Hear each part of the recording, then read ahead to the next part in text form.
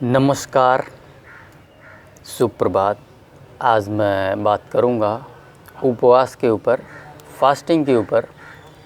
Fasting के क्या फ़ायदे हैं, अगर हम फास्टिंग करते हैं तो उससे हमें क्या क्या बेनिफिट्स मिलने वाले हैं। हमारा जो शरीर है वो सबसे बेहतरीन ढंग से तभी परफॉर्म करता है जब वो खाली रहता है। शरीर में टूट फूट का कार्य या फिर गंदगी की सफाई, ये सारे के सारे काम जो है ये तभी कर पाता है जब ये खाली रहता है। आप देखते होंगे कि हम सुबह सुबह उठते हैं तो बहुत सारी गंदगी जो है वो शरीर से निकलती है। इसका मतलब ये है कि रात में जब हम सोए रहते हैं, जब शरीर खाली रहता है, जब डाइजेशन का काम नहीं हो रहा होता है, तब शरीर सफाई का काम करता है। तो इस चीज़ से साफ जाहिर है, साफ पता लगता है कि सफाई का काम कब होता है, जब हम शरीर में भोजन नहीं डालते। और शायद इसी चीज़ को देखते हुए हमारे ऋषि मुनियों ने उपवास का प्रावधान रखा है। कहीं ना कहीं वो चाहते थे कि किसी न किसी माध्यम से लोग जो है उपवास करें, ताकि इसका बेनिफिट जो है उन्हें मिल सके। इसमें किसी न किसी तरीके से लोगों को जोड़ा गया। आप हर एक धर्म में देखेंगे कि फास्टिंग का जो है प्रावधान है, चाहे मुसलमान हो, हिंदू हो, क्रिश्चियन हो, सब में उपवास का प्रावधान रखा गया है। क्योंकि फास्टिंग का बेनिफिट, फ़ायदा उन लोगों को पता था, और यही कारण था कहीं ना कहीं जो है कि अब जनता को डायरेक्टली बोलने पे तो वो रखेंगे नहीं, तो इसलिए कहीं ना कहीं किसी माध्यम से जो है उनको इसके साथ जोड़ा गया। प्रैक्टिकली देखें तो आज हम लोग जो है इस डाइट को फॉलो करते हैं, और हमारे साथ हज़ारों लोग जुड़े हुए हैं, बीच बीच में फास्टिंग करते रहते हैं। और कई लोग तो जो है जो डाइट को शुरू करते हैं वो शुरू में ही 16-16 घंटे की फास्टिंग रखते हैं। कुछ लोग तो उससे भी ज़्यादा रखते हैं, 18-18 घंटे की फास्टिंग। मतलब रात को मान लीजिए 8 बजे भोजन कर लिया है तो वहाँ से लेके नेक्स्ट जो भोजन होगा वो 16 घंटे का डिफरेंस रखते हैं। इस 16 घंटे में होता क्या है, जब 16 घंटे तक आप शरीर में कुछ नहीं डालते हैं तो शरीर वही काम करता है जो सबसे ज़्यादा ज़रूरी होता है। और सबसे ज़्यादा ज़रूरी, शरीर में कोई टूट फूट हुआ है या गंदगी जमा हुआ है तो उसे शरीर निकालने की कोशिश करेगा।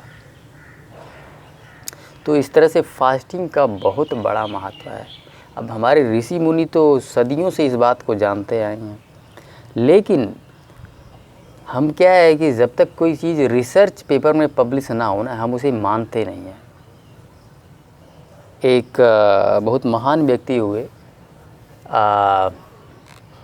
जापान से है, और उन्होंने इस चीज़ का खोज निकाला, उसका नाम दिया ऑटोफेजी। उन्होंने बोला कि जब कोई भी इंसान उपवास करता है तो ये ऑटोफेजी जो है वो स्टार्ट हो जाता है। और ऑटोफेजी में होता क्या है कि जो पुराने सेल्स होते हैं, जो मरे हुए सेल्स होते हैं, जो शरीर में डेड सेल्स होते हैं, जो पड़े रहते हैं, जब हम कुछ भी नहीं खाते हैं तो शरीर जो है उन डेड सेल को बाहर करना शुरू कर देता है। यानी कि ऑटोफेजी जो है वो शुरू हो जाता है। इसके लिए उन्हें नोबेल पुरस्कार भी दिया गया। और वहाँ से जो है ऑल ओवर द वर्ल्ड लोगों ने फास्टिंग के जो है बेनिफिट्स को समझा। और अब ये चीज़ तो देखिए हमारे देश में सदियों से चली आ रही है, कोई नई चीज़ नहीं है, किसी ने बता दिया हो। और ये इसीलिए चले आ रही है क्योंकि हमारे जो पूर्वज थे, हमारे जो ऋषि मुनि थे, उनको फास्टिंग के बेनिफिट्स पता थे, और इसीलिए कहीं ना कहीं हमें जो है उसे किसी न किसी माध्यम से जोड़ा। तो जो लोग डाइट को शुरू कर रहे हैं अभी, उनसे मैं अनुरोध करूंगा कि कम से कम मिनिमम जो है आप 14 घंटे से शुरू करें।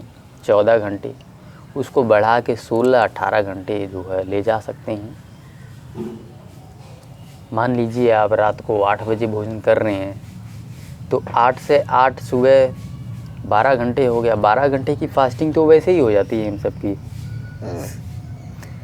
12-14 घंटा तो बहुत इजी कोई भी कर लेगा।